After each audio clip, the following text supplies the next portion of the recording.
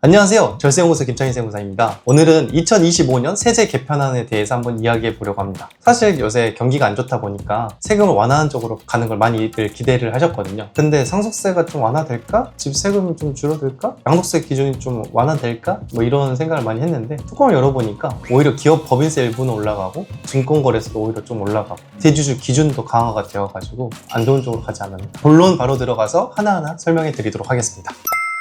상속세 개편 많이들 기대했거든요. 뭐가 어떻게 달라졌는지. 결론을 말하면 달라진 건 전혀 없어요. 상속세 개정 이번에 전혀 바뀌지 않았고요. 숫자로 한번 봐볼까요? 2014년 상속세수는 1조 6천억 수준이었는데 2024년에는 9조 1,300억까지 늘었어요. 불과 10년 만에 5배 이상 폭증한 겁니다. 기업 총수들의 상속 이슈도 있었는데 전반적으로 신고 건수 자체가 증가했어요. 정부 입장에선 연간 10조 가까이 거두어들이는 이 든든한 세원을 건드릴 이유는 없거든요. 조세 저항도 크지 않고 종부세처럼 들끓지도 않아요. 그래서 오히려 앞으로는 상속은 못 바꾸겠구나 뭐 이런 인식이 좀 생긴 것 같고 벌써 증여를 서둘러 하시는 분들도 많이 계세요. 실제로 최근에 증여 건수가 폭발적으로 좀 증가했고 이렇게 늘어난 게 제 생각에는 상속세율이 완화될 것 같지 않다 이렇게 생각했었는데 앞으로 더욱 증여 건수가 늘어나지 않을까 싶습니다. 이 건수가 증가한 이유가 앞으로 더 심해지지 않을까 하는 그런 심리 때문에. 그런 것도 있을 것 같고 상속세가 좀 완화될 거라는 이야기들이 말이 많았는데 이게 이제 전혀 개정이 안 되니까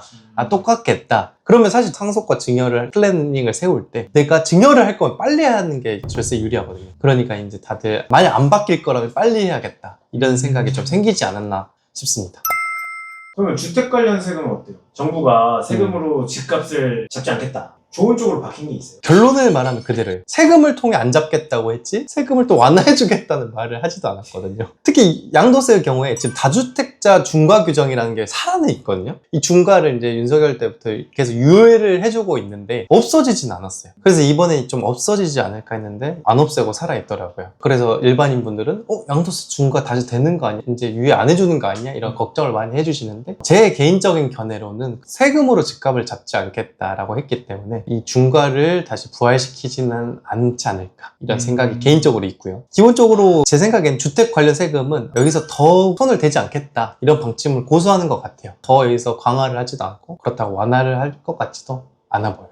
사실 뭐 주택 관련이라고 하지만 대출 관련 규제도 주택에 영향을 미치는 거 아니에요? 그렇죠. 대출 관련한 건 계속 옥죄고 있는데 이러면은 좋은 쪽으로 바뀐 게 아니라 오히려 좀 이제 더 압박하는 게 아닌가. 이게 좀 말이 조심스러워지네요. 근데 이제 어쨌든 저는 그나마 문재인 정부 때보다 훨씬 낫다고 보는 게 그땐 정말 제 생각에는 이해할 수 없거든요. 이거는 사실 전문가가 아닌 사람이 봐도 양도세를 강화한다는 건 공급을 옥죄겠다는 뜻이거든요. 팔 의지가 있는 사람의 의지를 꺾게 만드는 행위예요. 공급이 줄어드는 거예요. 시장 수요 공급의 원리상 내 공급이 확대돼야 집값이 낮아지는 거거든요. 근데 그렇게 공급을 억제면 이제 오히려 폭발적으로 가격 증가가 되는 꼴이었는데 다만 지금 이재명 정부에서는 공급을 억제는 정책은 아니었고 오히려 대출을 이제 억제한다는 건 사실 수요를 억제하는 거기 때문에 수요가 억제가 되면 집값이 낮아지는 효과는 있을 수 있는데 이건 어쨌든 철저하게 그냥 단순히 수요 공급에 올릴 뿐이지 고려해야 될 현실적인 여건도 엄청 많잖아요. 어쨌든 여기서 파급되는 부작용들 그리고 좋지 않은 부분들도 꽤나 많이 있다라고 저도 개인적으로 생각을 하고 있습니다. 이제 곧 있으면 지방세 개편안 이런 거 나오잖아요. 네네네. 어떻게 될 것 같으세요? 제 생각에는 취득세가 이제 지방세라서 그때 이제 나오겠지만 기대를 하고 있진 않습니다. 근데 개인적인 바람은 특히 법인 취득세가 중과가 풀리면 좋지 않을까라는 기대가 조금 있긴 한데 법인세는 심지어 유지가 아니라 인상이 됐어요. 정확히 말하면 환원이긴 한데 22년까지 10%, 20%, 22%, 25%였거든요. 기준이 2억, 200억, 3천억, 3천억. 그러니까 2억 이하, 200억 이하, 3천억 이하, 3천억 초과 이런 식이었는데 이거를 1%씩 내려줬어요. 9, 19, 21, 24. 근데 이거를 다시 이번 25년에 바꾸기로 했다. 10, 20, 22, 25. 다시 원래대로 22년대로 돌아가겠다. 올렸죠. 그래서 지금 제 생각에는 세수가 지금 매년 5% 이상씩 더 증가하고 있거든요. 세수 확보가. 그래서 아마 정부의 기조는 세수를 좀 더 걷는 방향으로 가지 않았나 이런 생각이 있고요. 다만 자영업자의 소득세를 이제 건드는 건 좀 부담이 되고 하니까 좀 법인을 상대적으로 확보하겠다 이런 뜻으로 보여집니다. 기업들이 잘 돼야 일자리가 늘어나는 거 아닌가요? 위험하다. 넘어가죠. 나락 감지. 주식금융 관련된 세제 한번 여쭤볼 건데 주식 투자자들이 좀 주목해야 될 만한 변화 같은 게 있었을까요? 꽤 있었죠. 뉴스에서 아마 보셔서 아실 수 있지만 세제 개편안 발표되고 코스피가 급락했거든요. 가장 큰 이유가 대주주 기준을 강화한 것과 증권거래세 인상 이 두 가지인데, 먼저 대주주부터 살펴보면 원래 대주주 금액 요건이 사업연도 말 기준으로 원래 종목당 10억 이상을 보유하고 있으면 대주주로 봐서 주식 매도할 때 양도세를 과세했어요, 예전에. 근데 지금은 이걸 50억으로 올려줬거든요. 지금 쭉 유지된 게 이제 50억이죠. 네. 그래서 사실상 일반인들이 상장 주식을 매도할 때 따로 세금을 내지 않고 있었어요. 국내 주식, 해외 주식 말고.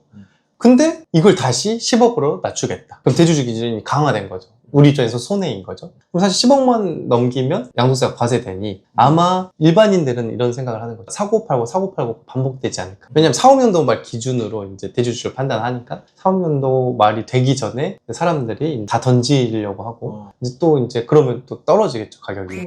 네. 그리고 또 이제 연초가 되면 다시 사고 이런 게 좀 반복되지 않겠냐. 우려의 시각이 존재한다. 그래서 이거를 50억을 올려줬는데 이 기준 다시 10억으로 낮추겠다, 이런 개정안이 나온 거예요. 그래서 이제 코스피가 엄청 급락을 했죠. 그리고 또 증권거래세도 인상이 됩니다. 이것도 정확히 말하면 23년 수준으로 되돌아가겠다라는 건데, 지금 코스피 거래세가 원래 0.05%였거든요. 근데 이걸 0%로 이제 했다가 다시 0.05%로 돌아가려고 지금 개정안을 발표했다. 사실 이게 정말 0.05%가 작은 숫자로 느껴질 수 있지만 일반 소소한 개미 투자자들, 개인 투자자들 입장에서는 엄청난 큰 거래 비용이거든요. 이게 엄청 부담이 될 수 있기 때문에 이런 걸 많이 우려하고 있고, 개인적인 바람으로는 통과가 되지 않았으면 하는 바람이 있죠. 이거 말고 또 이제 주식시장 관련한 개편안이 또 있어요. 어려운 말로 고배당 상장 법인 분리과세, 이런 것들이 이제 도입된다라고 하는데요. 이게 어떤 말이냐면 말 그대로 고배당 상장 기업에서 개인 주주들한테 배당을 하면 이 소득을 분리과세로 종결을 시키겠다는 거예요. 이게 원래는 지금 현재 기준은 2천까지 분리과세로 끝이 났거든요. 15.4% 원전징수세율로. 근데 이거를 이제 3단계로 적용해서 2천 이하는 지금처럼 14%, 2천만 원 이하, 3억 원 이하는 20%, 3억 원 초과는 35%의 세율로 분리과세를 종결시키겠다. 근데 이게 좀 어려운 말이지만 결국에는 지금 엄청 소득이 크신 분들한테 배당 소득은 종합과세가 되니까 최고 세율이 막 40%, 막 42%, 45% 이렇게 맞고 있거든요. 근데 만약 이걸 분리과세로 종결된다고 한다면 뭐 40, 42, 45% 세율에 있는 사람도 35%만 내고 끝이 나니까 뭐 최대 10% 이상 절세가 가능하다. 그럼 많이 벌고 있는 분한테는 유리하고 적게 벌고 있는 분한테는 불리한 거 아니에요? 2천 이하는 원래 안 거뒀었는데. 그러니까 이런 이야기들이 많이 있어요. 이게 사실상 좀 많은 사람들한테 돌아가는 혜택 아니냐. 근데 또 한편으로는 이런 것들이 도입이 되면 상장 기업들이 배당을 더 잘 할 거니까 이게 어떻게 보면 개인 투자자들에게도, 영세한 분들에게도 이러한 혜택이 돌아가지 않을까, 이런 배당이 촉진되는 긍정적 효과도 있지 않을까라는 시선도 존재합니다. 이 개정안은 2026년부터 받는 배당부터 적용한다고 하는데, 다만 한시적으로 3년, 26, 27, 28년 이 3년만 한시적으로 한다고 하더라고요. 이것도 아마 이후에 그런 이벤트들을 보고 추가로 계속 할지 말지를 좀 결정을 하지 않을까, 이런 생각이 개인적으로 듭니다. 사실 3억 원 초과분에 대한 배당 소득세율이 35%면 이거를 대주주 양도세율이 25%거든요. 그러니까 매도했을 때 시세 차익에 대한 세율이 25%인 걸 비교하면 오히려 배당보다 양도가 세율이 낮기 때문에 실질적으로 효과가 크지 않지 않을까, 이런 여론도 존재하긴 합니다. 결국 이번 25년 세제 개편안은 기대했던 완화보다는 세수 확보에 좀 초점이 맞춰져 있지 않나, 이런 생각이 있고요. 상속도 그대로고 주택 세금도 그대로, 법인세와 주식세제는 좀 부담이 늘었고요. 그래서 이런 걸 보면서 생각이 든 게, 개인적으로 저는 이재명 대통령이 후보 시절에 분명히 상속세를 낮추겠다, 면제 한도를 좀 올리고 이거에 대한 필요성도 분명 언급을 하셨거든요. 부동산도 공급 확대로 좀 집값을 잡겠다, 코스피도 5천 가자, 5천. 네, 5천 시대를 열겠다고 말씀을 하셨어요. 근데 이게 아직 세제 개편안일 뿐이지 입법이 최종적으로 된 건 아니니까 아직 픽스는 아니지만, 입법이 되기까지 이런 거쳐야 될 것들이 꽤 많이 있고, 국민의 이러한 목소리를 들으면서 좀 긍정적인 방향으로 조금 더 개편안이 수정되었으면 하는 그런 마음이 개인적으로 있습니다.